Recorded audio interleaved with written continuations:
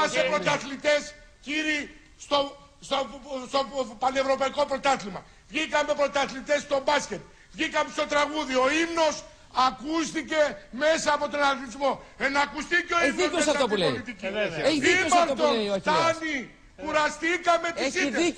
Θέλω να παίξει ο ύμνος και για την πολιτική. Κουραστήκαμε. Ήττες, όλο ήττες. Μπράβο ρε Αχιλλέα. Μπράβο Αχιλλέα. Λέει θέλω να παίξει ο ύμνος και για την πολιτική. Από τον αθλητισμό τα πάντα. Και ήσασταν όλοι εκεί να βγάλετε λόγο μέσα από το ποδόσφαιρο. Καλά κάνατε, να πω και ένα άλλο. Προχθές πέρασε από εδώ οι λοκατζίδες του Φράγκο του Φραγκούλη. Και ακούστηκε μετά από 30 χρόνια η Μακεδονία είναι ελληνική του Αλεξάνδρου η χώρα. Σας κάνω το σταυρό μου. Είχα 30 χρόνια να ακούσω από την πάντα αυτόν τον ύμνο. Και τον άκουσα εχθές. Και να σας πω κάτι άλλο. Δίπλα μου κλαίγανε άνθρωποι. Να κάνουμε κασέτες του ύμνου.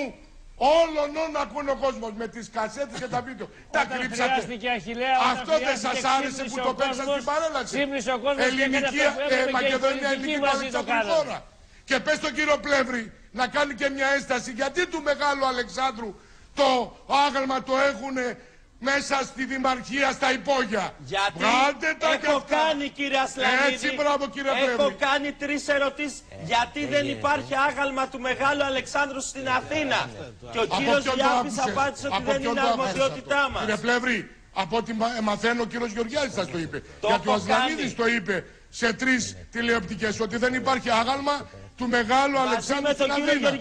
Έτσι, μπράβο, σας το είπε. Τους πρόλαβε στα Βρυλίσια ο Τινόπουλος που κάνει αίθουσα Μεγάλου Αλεξάνδρου. Μέσα από αυτό το σκίτσο, κύριοι βουλευτές, βλέπω τον Καραμαλή νικητή. Μέσα από εδώ. Μάλιστα. Μέσα από εδώ. Σε αυτό έχει απόλυτο. Σε αυτό έχει απόλυτο. Ο Αχιλλέας έχει δίκιο σε αυτό. Σε αυτό έχει απόλυτο δίκιο και ο λαός που διαμαρτύρεται για το άγαλμα. Αργύρη Τινόπουλε, επειδή ξέρεις καλά τους Σκοπιανούς, αυτό που κάνανε για τον Καραμαλή οι Σκοπιανοί είναι η μεγαλύτερη τους ήττα. Αυτό που κάνανε, παιδιά.